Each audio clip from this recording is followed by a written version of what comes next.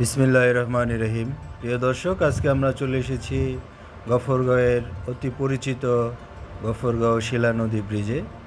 আপনারা ইতিমধ্যে অবগত আছেন যে এই শিলা নদী নিয়ে আমাদের গফরগাঁওয়ের এই মশাখালী ইউনিয়নের প্রতিটি মানুষ কতটা ভোগান্তিতে আছে আমরা প্রতিনিয়ত দেখতে পাচ্ছি। আপনারা দেখতে পাচ্ছেন যে একজন মোটর চালক সে অত্যন্ত কষ্ট করে তার মোটর বাইকটি ট্রেনের রেল লাইন যে লাইন দিয়ে ট্রেন চলাচল করে সেই লাইন দিয়ে সে তার বাইকটি নিয়ে যাচ্ছে।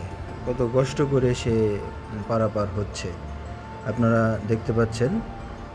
শুধু তাই নয় দর্শক, এখানে গত রমজানের ঈদে একজন লোক পড়ে গিয়ে হতাহতের ঘটনা ঘটেছে। এমত অবস্থায় আমরা কর্তৃপক্ষের দৃষ্টি আকর্ষণ করব যে এই রাস্তা দিয়ে চলাচল শত শত মানুষের চলাচলের জন্য যে ব্রিজটি ভেঙে গিয়েছে সেই ভাঙা ব্রিজটি যেন দ্রুত মেরামত করা হয়, এর ব্যবস্থা যেন কর্তৃপক্ষ নেয়।